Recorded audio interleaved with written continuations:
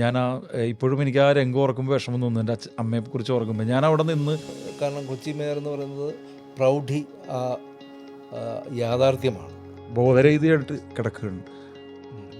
അപ്പോൾ സത്യത്തിൽ എബ്രഹാം മാത്യു വിചാരിക്കുന്ന പോലെയല്ല കോൺഗ്രസ്സുകാർ എറണാകുളം ജില്ലയിൽ പറയണത് ഞാൻ കുറെ കൂടി ടാക്ടിക്കലായിട്ടുള്ള ഒരാളാണെന്നാണ്. അമ്മയുടെ ആഗ്രഹം എന്തായിരുന്നു ഈ കുട്ടിയെ? അമ്മയുടെ ആഗ്രഹം ഈ കുട്ടി ഒരിക്കലും, അമ്മയുടെ ഒരു ഭയങ്കര രസകരമായ സംഭവം ഉണ്ട് എബ്രഹാം മാത്യുവിനോട് ഇത് പറഞ്ഞാൽ.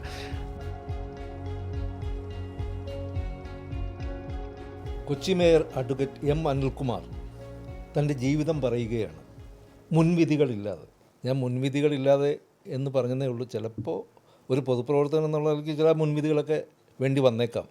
എന്നാലും ഞാൻ ചോദിക്കുകയാണ്, ഈ മേയർ എന്നുള്ള നിലയ്ക്ക് അവസാനത്തെ താങ്കളുടെ ദിനം, അത് ഔദ്യോഗിക പരിപാടിയിലെ ദിനം, അതെങ്ങനെയായിരുന്നു?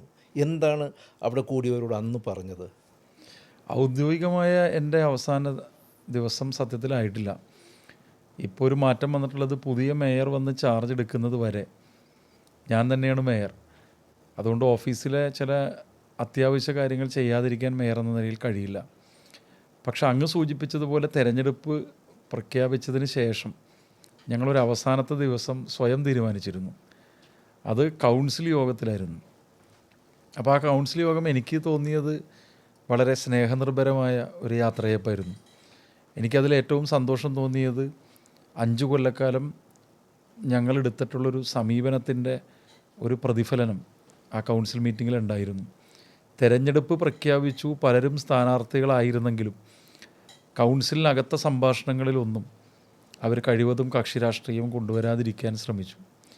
പിന്നെ എനിക്ക് തോന്നിയത് ഒരാൾ എൽ ഡി എഫിൻ്റെ ഭാഗത്തു നിന്ന് കുറച്ച് മേയറെ പുകഴ്ത്തുകയും ഇത് തെരഞ്ഞെടുപ്പിൽ ഞങ്ങളെ സഹായിക്കുമെന്ന് സൗണ്ട് ചെയ്യാൻ തുടങ്ങിയപ്പോഴാണ് അതിലൊരാൾ യു ഡി എഫിൽ നിന്ന് കുറച്ചെങ്കിലും ഇത് വ്യക്തിപരമായി മേയർ എന്ന നിലയിലേക്ക് മാറ്റിയത്.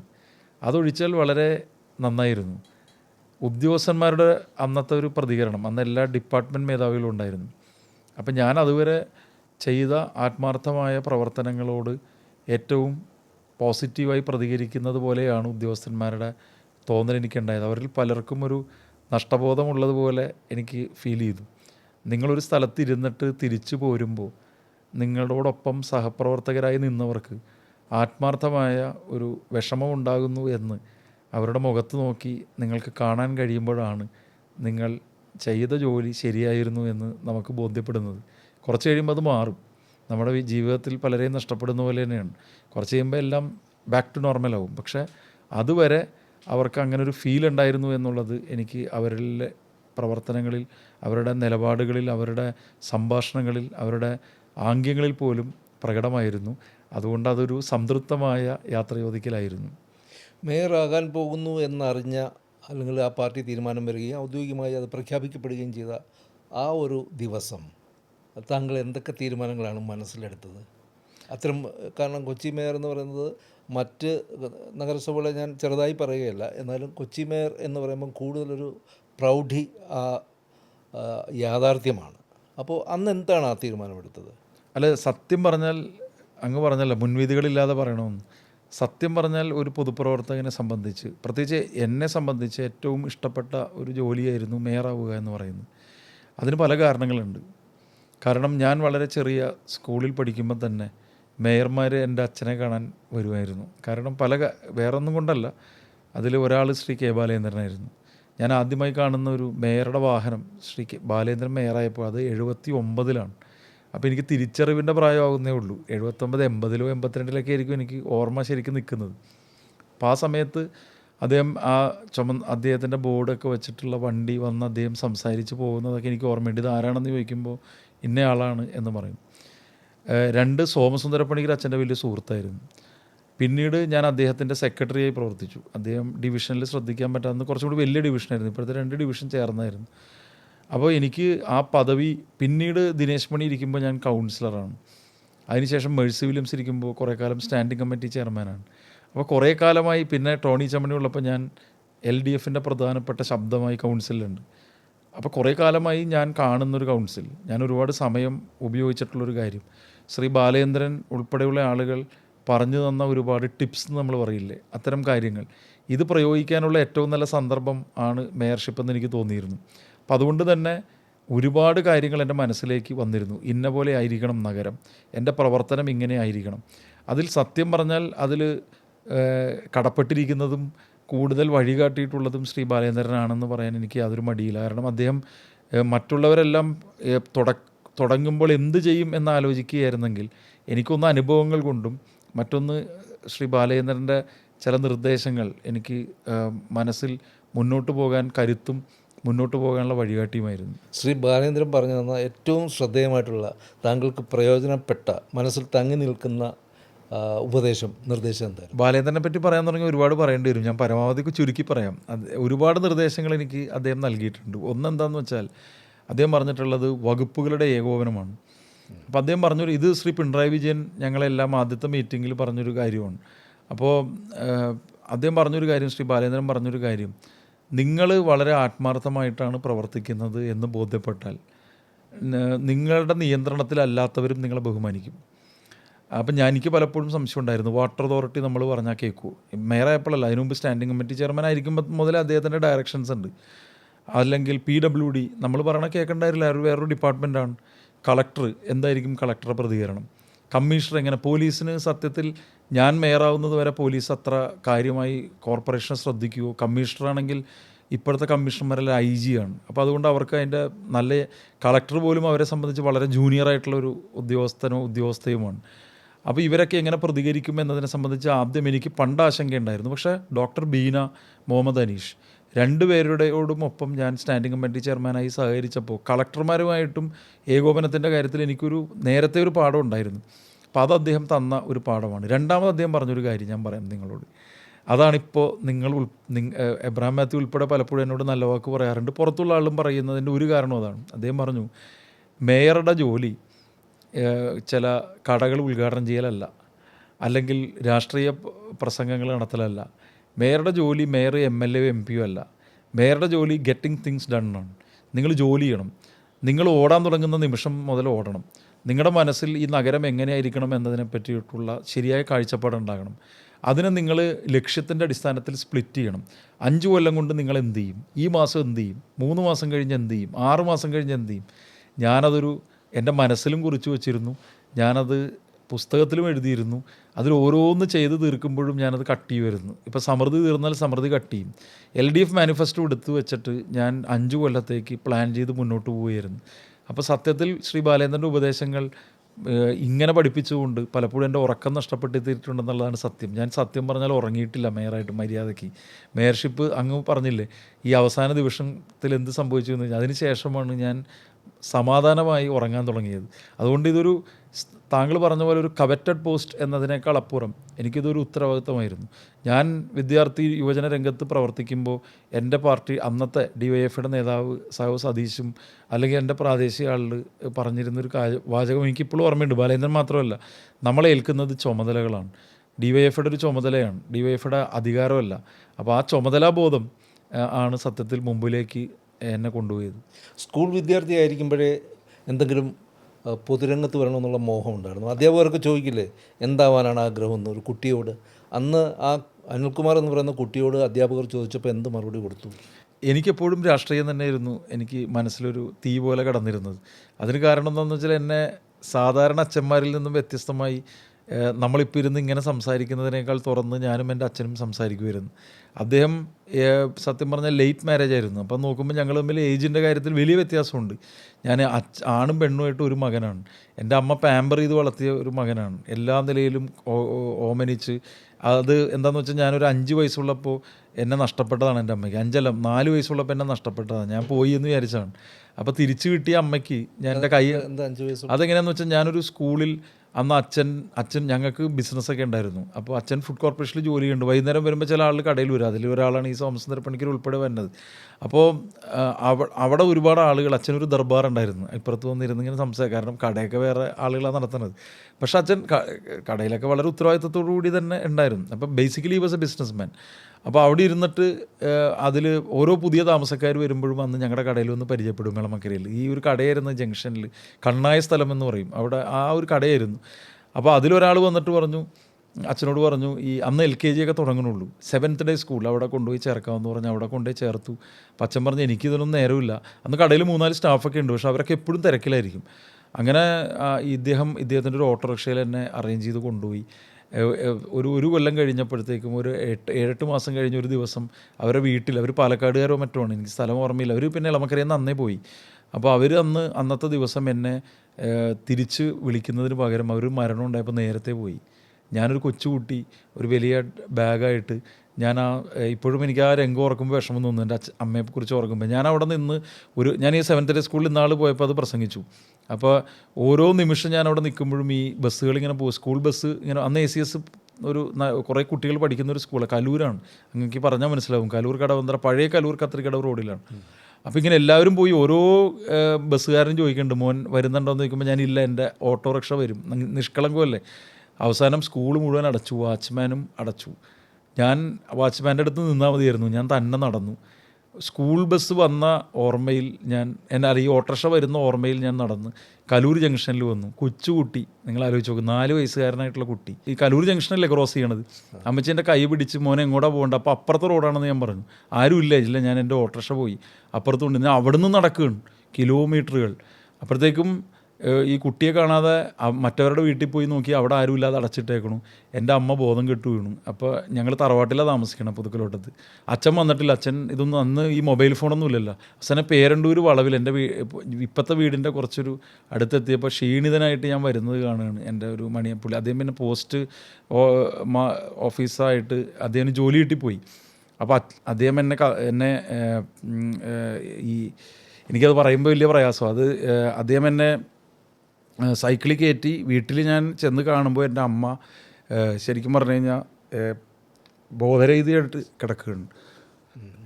അപ്പോൾ അവിടെ നിന്ന് ഈ കുട്ടിയെ കാണുമ്പോൾ അമ്മ ഒരു സത്യം പറഞ്ഞു കഴിഞ്ഞാൽ ഒരു എന്താ പറയുക, ഒരു സത്യം ചെയ്തു. അമ്മയ്ക്ക് ഏറ്റവും ഇഷ്ടപ്പെട്ട ആൾ ഗുരുവായൂരപ്പനായിരുന്നു. അപ്പം എന്നെ എഴുത്തിനിരുത്തിയത് ഗുരുവായൂരാണ്, എനിക്ക് ചോറ് തന്നത് ഗുരുവായൂരാണ്. കാരണം അമ്മയ്ക്ക് ഈ ഗുരുവായൂർ അമ്പലത്തിനോടൊരു ലീനേജ് ഉണ്ടായിരുന്നു. അപ്പോൾ മാർക്സിസത്തിൻ്റെ ശരിയായ കാഴ്ചപ്പാടനുസരിച്ച് ഈ ദൈവവിശ്വാസികളായിട്ട് ഒരിക്കലും ഞാൻ ക്ലാഷ് ചെയ്തിട്ടില്ല. അതിന് കാരണം ഇതാണ്. അപ്പോൾ അമ്മ അന്നൊരു സത്യം ചെയ്തത്, എൻ്റെ മേലുള്ള എല്ലാ സ്വർണവും ഞാൻ ഗുരുവായൂരപ്പന് കൊടുക്കുമെന്നാണ്, എൻ്റെ മകനെ തിരിച്ചു കിട്ടിയ. അപ്പോൾ അങ്ങനെ പിന്നെ ഞാൻ കാണുന്ന രംഗം എന്ന് പറഞ്ഞാൽ, അമ്മ എല്ലാ ഗുരുവായൂരമ്പലത്തിൽ എന്തെങ്കിലും ഒരു വിവാഹം ഞങ്ങളുടെ വീടുകളിലുണ്ടെങ്കിൽ അമ്മ ഈ ഓരോ കയ്യിലുള്ള വളയും മാലയും ഇങ്ങനെ ഈ ഗുരുവായൂർ അമ്പലനടയിലേക്ക് എറിയും. അപ്പോൾ അതൊക്കെ എനിക്കിപ്പോൾ ഓർത്താൽ വല്ലാത്ത പ്രയാസം തോന്നുന്നൊരു സംഭവമാണ്. അപ്പോൾ അങ്ങനെയാണ് പാമ്പർ ചെയ്യുക എന്ന് പറയണത്. അപ്പോൾ ചിലർ എൻ്റെ വീട്ടുകാർ, പിന്നീട് എൻ്റെ പാർട്ടിയിലുള്ള ആൾ പലപ്പോഴും ചോദിക്കുന്നൊരു കാര്യമുണ്ട്, ഈ അമ്മയായിട്ട് എന്താ ഇത്ര അറ്റാച്ച്മെൻ്റ് എന്ന്. അപ്പോൾ അതിന് പ്രധാനപ്പെട്ട കാരണം ഇതാണ്. അത് അവർക്ക് ഈ പാസ്റ്റ് എബ്രഹാം മാത്യു അല്ലാതെ എനിക്ക് തോന്നുന്നത് ആരും എന്നെ കൊണ്ട് ഇങ്ങനെ പറയിച്ചിട്ടില്ല. എൻ്റെ ജീവിതത്തിൽ ആദ്യമായിട്ടായിരിക്കും ഞാൻ ഇത്ര ഇമോഷണലാവുന്നത്. അപ്പോൾ അതിന് ശേഷം ഈ പാമ്പേർഡായ ഈ കുട്ടിയുടെ വളർച്ചയിൽ ഫാദർ വളരെ വ്യത്യസ്തമായൊരു ആംഗിളിലാണ് പോകുന്നത്. കാരണം ഫാദർ എന്താ പറയുക, ഒരു റോറിങ് റീഡറായിരുന്നു. എല്ലാ പുസ്തകങ്ങളും വായിക്കുക. എൻ്റെ ഓർമ്മ വയ്ക്കുമ്പോൾ ഞങ്ങൾക്ക് 1120 പുസ്തകമുണ്ട് വീട്ടിൽ. അതൊരു ലൈബ്രറിയായി അച്ഛൻ സൂക്ഷിച്ചു. MRU ലൈബ്രറി എന്നതിന് ഇപ്പോൾ MR ഉണ്ണികൃഷ്ണൻ ലൈബ്രറി.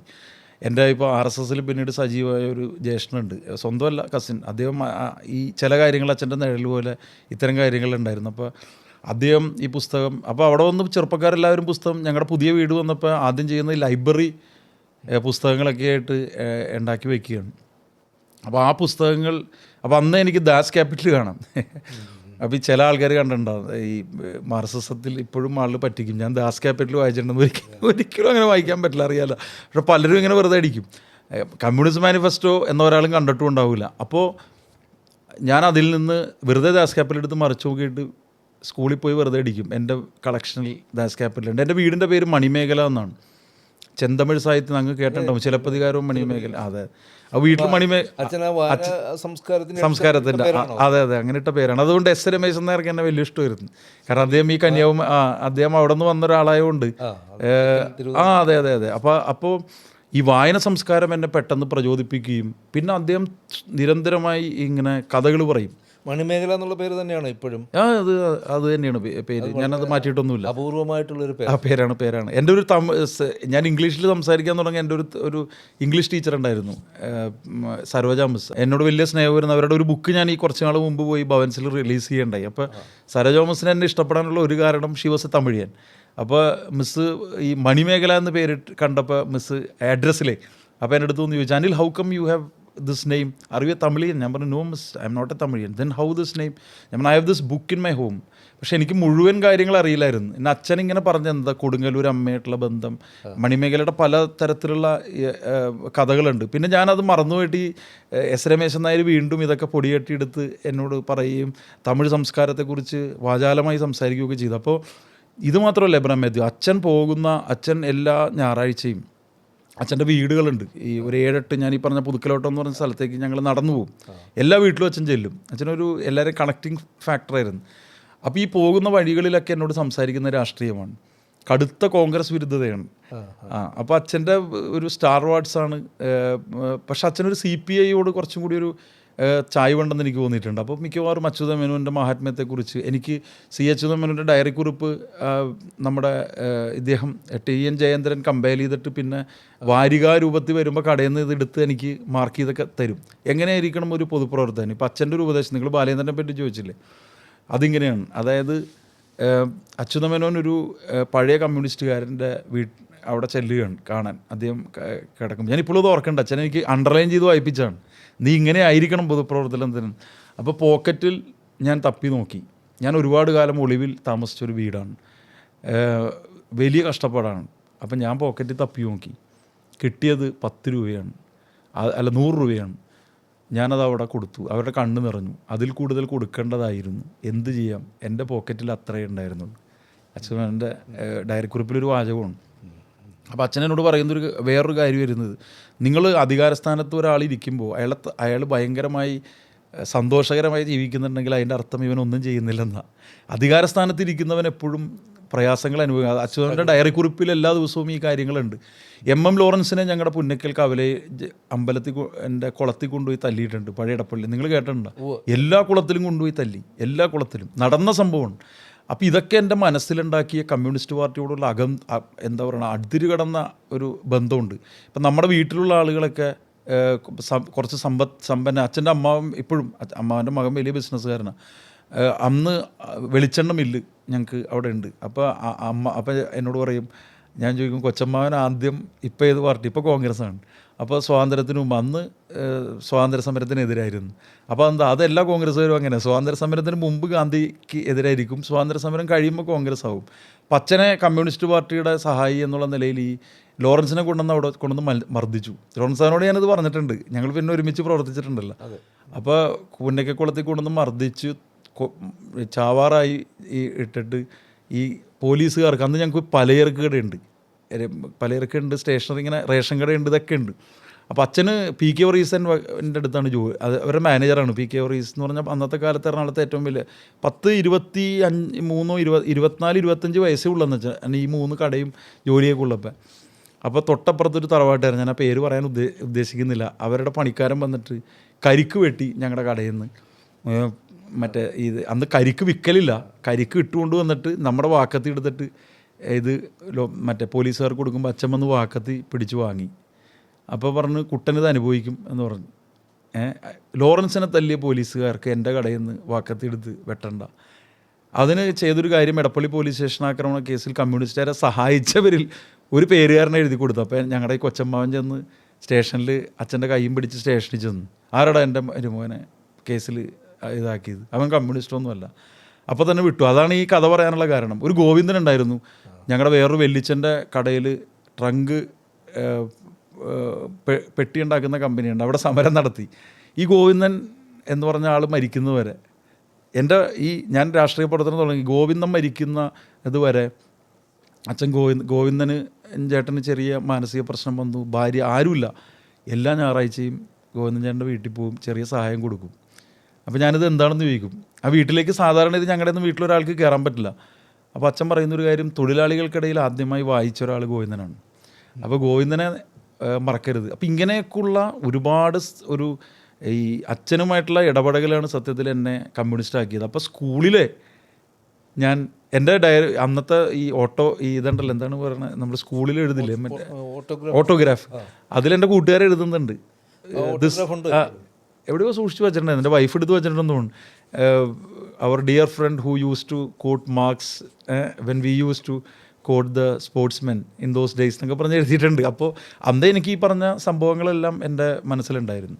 അമ്മയുടെ ആഗ്രഹം എന്തായിരുന്നു ഈ കുട്ടിയെ? അമ്മയുടെ ആഗ്രഹം ഈ കുട്ടി ഒരിക്കലും, അമ്മയുടെ ഭയങ്കര രസകരമായ സംഭവം ഉണ്ട് ഇബ്രഹ്മത്തിനോട് ഇത് പറഞ്ഞാൽ.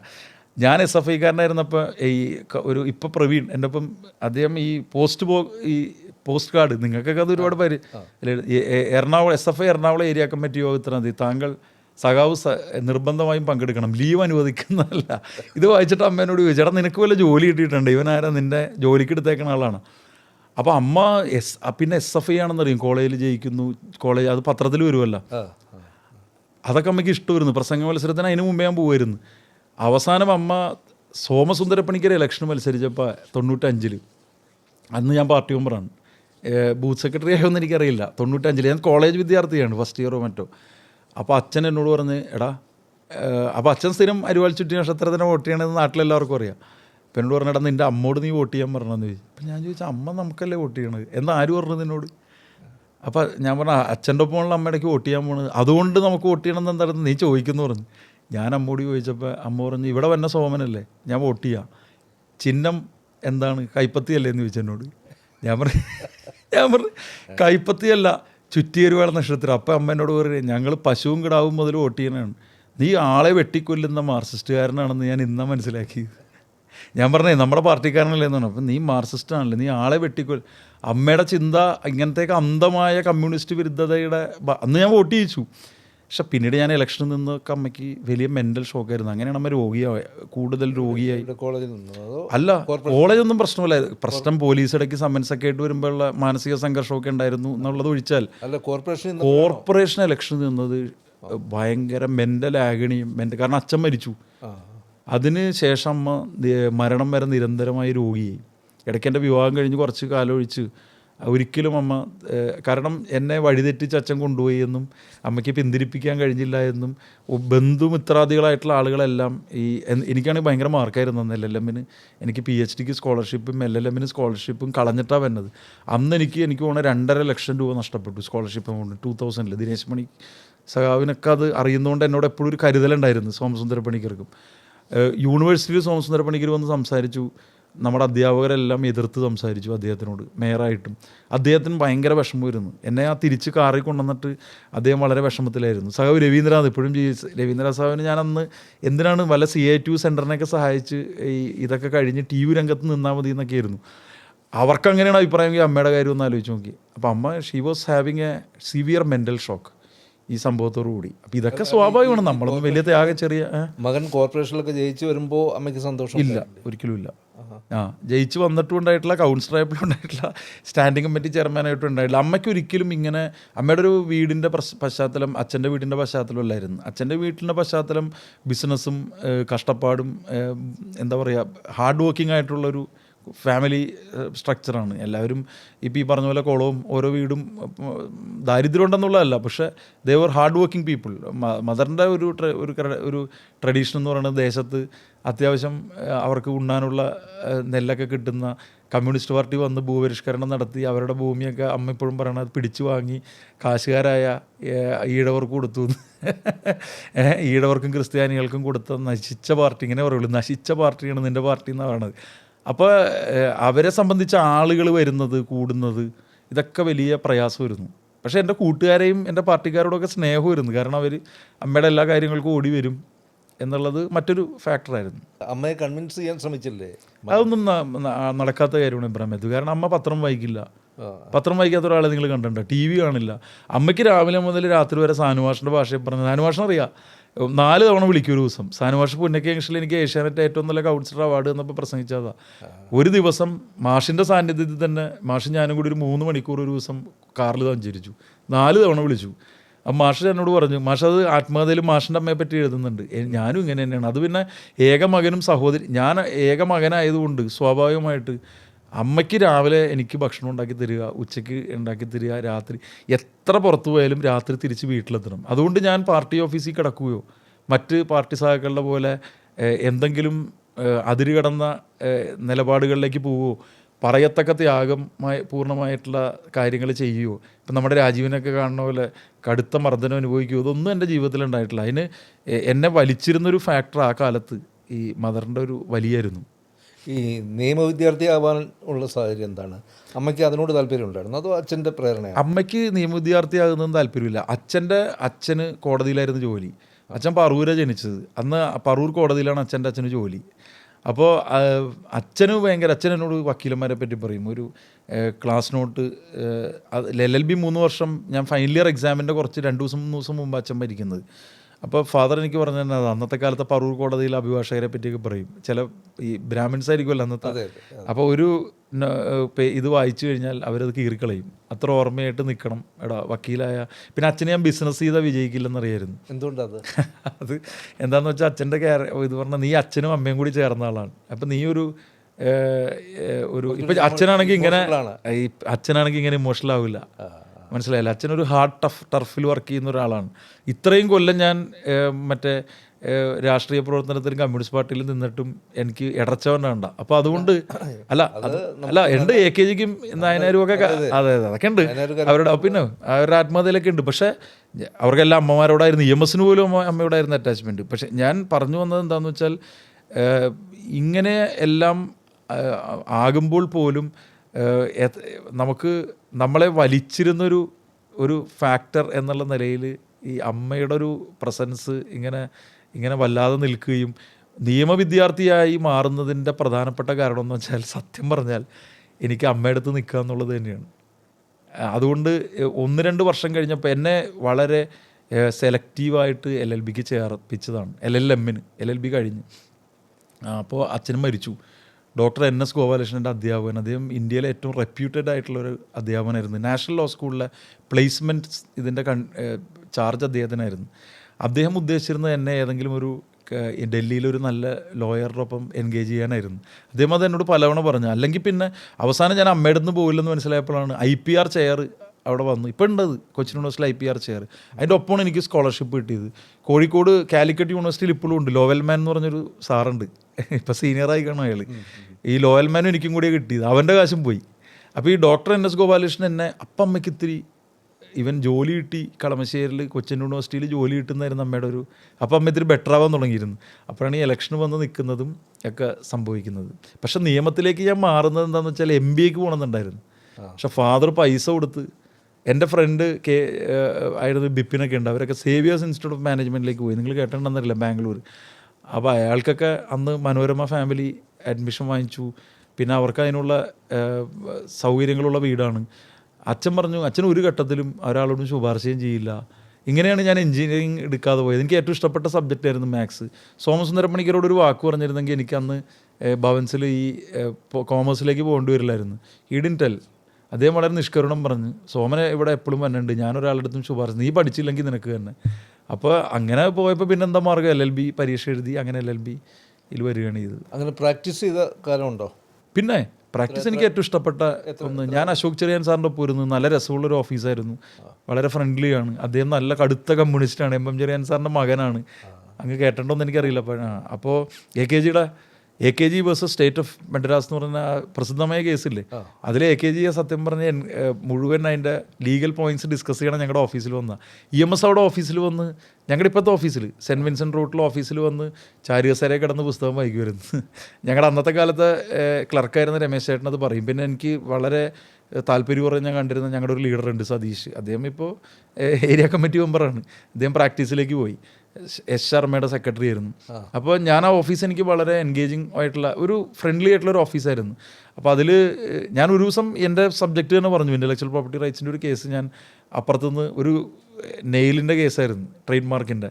അപ്പുറത്തുനിന്ന് സീനിയർ എൻഗേജ്മെൻ്റ് ഒക്കെ കൊടുത്തപ്പോൾ എന്നെ കൊണ്ടുപോയി അവതരിപ്പിച്ചിട്ട് ഒരു ദിവസം കേസൊക്കെ പറഞ്ഞു. ഇഷ്ടപ്പെട്ട പ്രൊഫഷൻ തന്നെയാണ്, പക്ഷെ അത് സീരിയസ് ആയി പെർസ്യൂ ചെയ്യാൻ പറ്റിയില്ല. കുറേ കാലം പോയി ഞാൻ കോടതിയിൽ.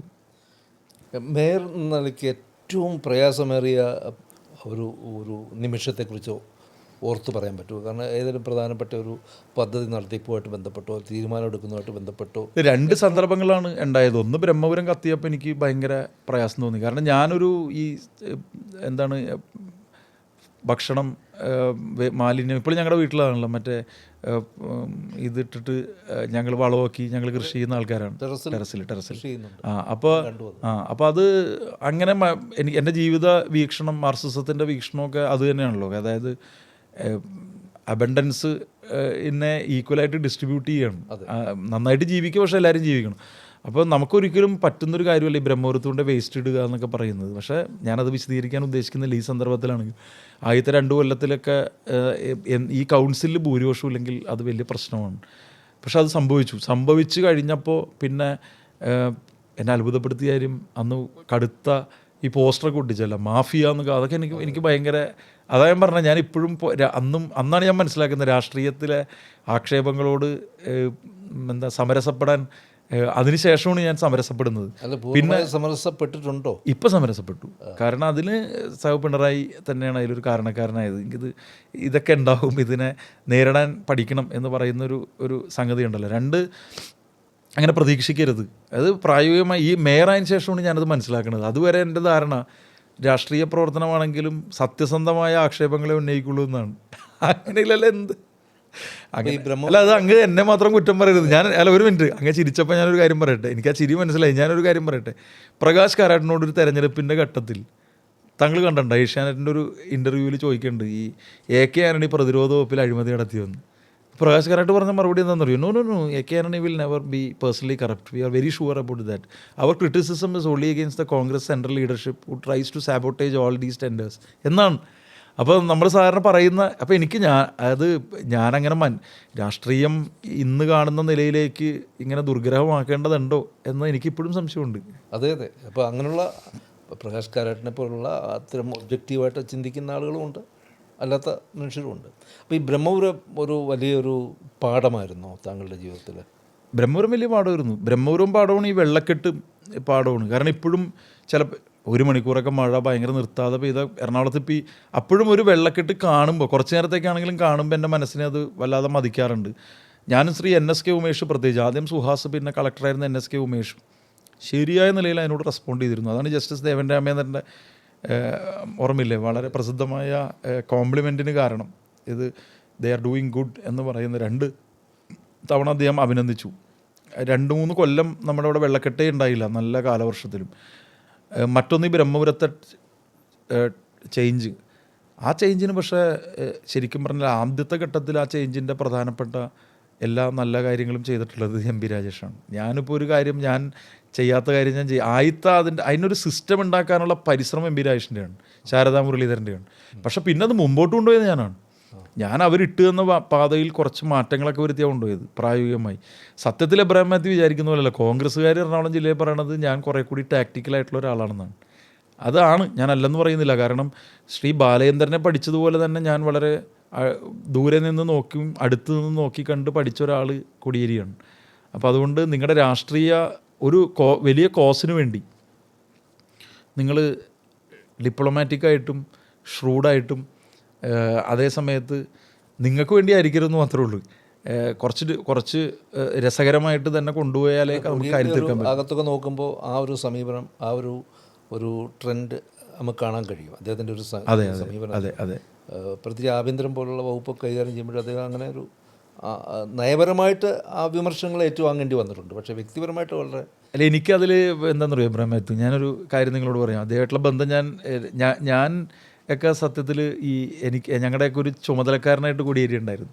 അപ്പോൾ ഞാൻ എല്ലാ മാസവും കോടിയേരിയോടൊപ്പം ഒരു മീറ്റിങ്ങിൽ പങ്കെടുത്തിരുന്നു കുറേ കാലം, 1-2 തവണയെങ്കിലും. അപ്പോൾ ഞാൻ കോടിയേരിയുടെ ഒരു ശൈലി ശ്രദ്ധിക്കും, ഞാനത് ഫോളോ ചെയ്തിട്ടുണ്ട്. കാരണം എന്താണെന്ന് വെച്ചാൽ ജനാധിപത്യ കേന്ദ്രീകരണ തത്വം പൂർണ്ണമായി നടപ്പിലാക്കുക എന്നുള്ള, അതായത് നിങ്ങൾക്ക് സമ്പൂർണ്ണമായ ജനാധിപത്യം പറയാൻ തരിക എന്നുള്ളതാണ്. എന്നിട്ട് നിങ്ങൾ പറയുന്നതിൽ ശരിയുണ്ടെങ്കിൽ അത് മനസ്സിലാക്കുക എന്നുള്ളതാണ്. അത് മനസ്സിലാക്കി തിരുത്തണമെങ്കിൽ തിരുത്തുക എന്നുള്ളതാണ്. എന്നിട്ട് അവിടെയാണ് ക്വസ്റ്റ്യൻ. എന്നിട്ട് കേന്ദ്രീകൃതമായ തീരുമാനങ്ങൾ നിങ്ങളെക്കൊണ്ട് തന്നെ അംഗീകരിപ്പിക്കുക എന്നുള്ള ഭയങ്കര ഡിഫിക്കൽട്ടായിട്ടുള്ള പ്രോസസ്സാണ്. നിങ്ങൾ പ്രതിഷേധിക്കാതെ നിങ്ങളെ കൊണ്ട് ചെയ്യിപ്പിക്കുക എന്ന് പറയില്ലേ, ആ തത്വം ശരിക്കും പറഞ്ഞാൽ പ്രയോഗത്തിൽ വരുത്തിയ ഒരാൾ കോടിയേരിയാണ്.